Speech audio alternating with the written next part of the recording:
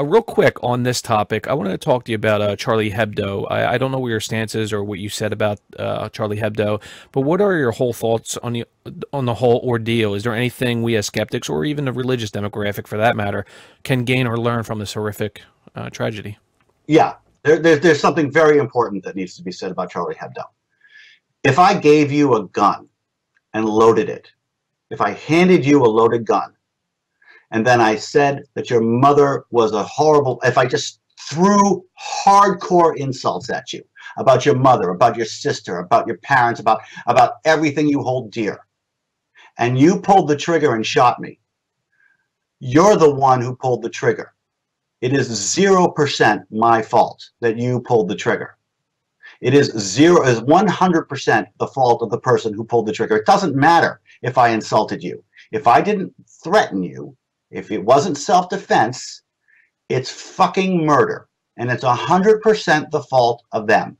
So the thing that we have learned from Charlie Hebdo is that we do not, that we're very, very susceptible to people saying, oh, it's reasonable for us to give up some of our rights. It's reasonable not to insult religion. No, no, no, no, no. Fuck no. They shouldn't have been shot, but hey, you know what? If you insult me, you're going to get punched in the face. I really would have liked to punch Pope Francis in the face when he said that.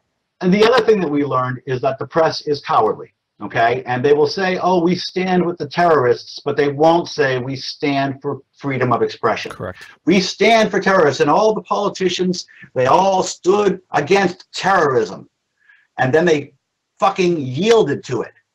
They yielded to it. They said, we stand against terrorism because they shouldn't have been shot because they showed the picture that we're not going to show you.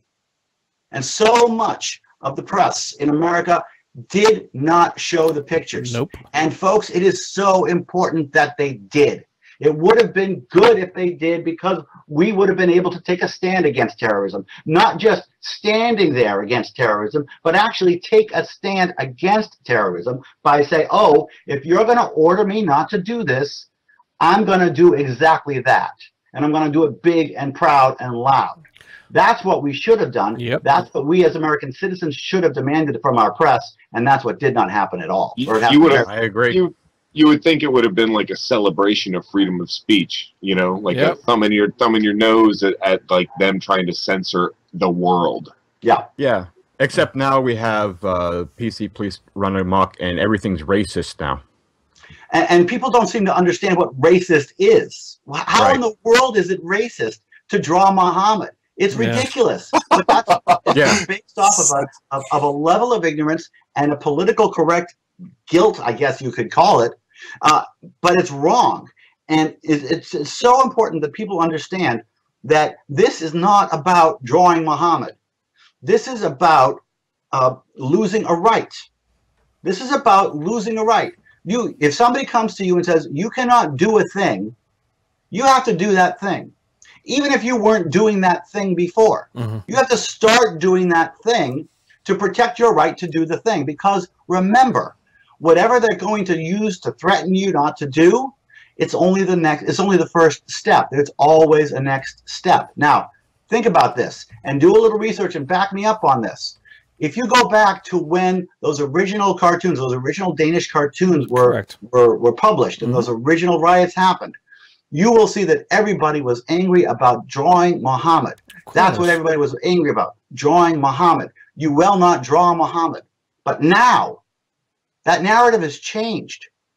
Now it's, you will not insult Islam. Now you will not insult the Prophet. It progresses. It goes further. It used to be we cannot draw, and now the screams that we're getting from the Islamists is we cannot insult the Prophet. What exactly does that mean? Well, guess what? I am an atheist is insulting the Prophet to the right people. So we will lose the stuff. We can't relax and say, oh, these people that these people are somehow justified in what they're doing. So my point from Charlie Hebdo is that whenever somebody says that it's against their religion for you to do that, that their religious laws don't affect us, okay? And it is them who are assaulting us by saying we can't do that. It is we who should be pissed off that they are telling us that we have to obey their silly religious laws. Fuck no. Yeah.